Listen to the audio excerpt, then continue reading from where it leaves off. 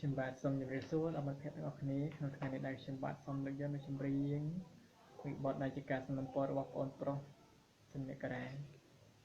ហើយបទនេះមានចំណងជើងថាលើលោកនេះអ្នកណាចង់ក្រដែលជាបទម្ចាស់ដែររបស់លោកបុកខេមក្នុងផលិតកម្មថាចឹងទេសូមរីករាយស្ដាប់ជាមួយខ្ញុំបាទបើសិនជាការច្រៀងរបស់ខ្ញុំមានការខុសឆ្គងឬក៏អត់ខាននៅត្រង់ចំណុចណាមួយសូមជួយរិះគន់ដល់ខ្ញុំបាទដើម្បីកែលម្អនៅសមត្ថភាពរបស់ខ្ញុំកាន់តែល្អប្រសើរក្នុងការច្រៀងក៏ដូចជាខុសនៅអាការៈវិរុទ្ធហ្នឹងគឺបាទអញ្ចឹងទេសូមរីករាយស្ដាប់ជាមួយខ្ញុំបាទដូចតទៅលាស្រងលាស្រែលីម៉ែលីពងដើម្បីថ្ងៃមុងរួមបានធូធាទៅធ្វើ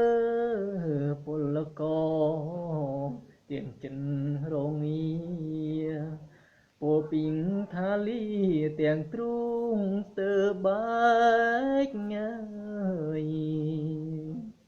ទៅដល់ស្រុងគេនឹងស្រុងខ្មែរណាស់នឹងភូមិនឹងទាំងដេញហូរទាំងភ្នែកការងារធ្ងន់ស្រាលខំមិនអល់ឯងព្រោះចង់ឃើញសែងជួមជុំគ្រួសារនៅលើលោកនេះនាងណាចង់ក្រចង់រួមត្រដោវេទនាខ្លោចផ្សាយគ្មាននាងចង់ទេនៅលើលោកាក្រុមរូងប្រាថ្នាតែចង់មានបានជីវិតនាងក្រធ្វើពលករគេនាងមានតែងតែរួមនៅសង្សារចងកិច្ចក្រណាស់ចង់ស្គាល់មានបានវាសនាជួយច្រើនបំណងខ្ញុំផងអើយនៅលើលោកនេះនាងណា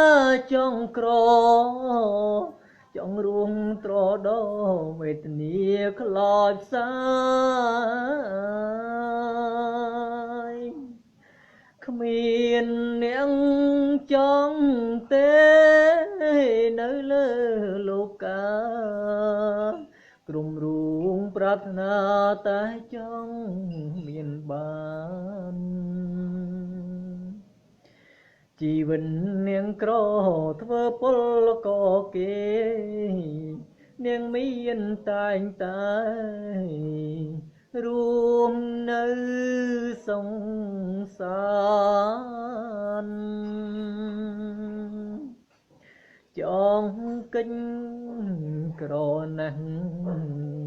ចង់ស្គាល់មានបានវាសនាជួយច្រើនបំណងខ្ញុំផងអើយបាទសូមអរគុណសូមជម្រាបលាហើយក៏សូមអរគុណដល់ប្រិយមិត្តភ័ក្តិដែលឆ្លាញ់ចូលចិត្តគ្រប់គ្រងខ្ញុំបាទទោះជាការបកស្រាយរបស់ខ្ញុំបាទមិនពិរោះយ៉ាងណាក៏សូមមេត្តាខន្តីអភ័យទោសផងព្រោះនេះគឺជាសមត្ថភាពរបស់ខ្ញុំបាទប៉ុន្តែសង្ឃឹមថាមិត្តភ័ក្តិបានស្ដាប់ហើយនឹងជួយរិះគន់ដើម្បីស្ថាបនានៅសមត្ថភាពរបស់ខ្ញុំបន្តទៀតបាទសូមអរគុណសូមជម្រាបលាជូនពរសុបិនល្អក្នុងយុគនេះ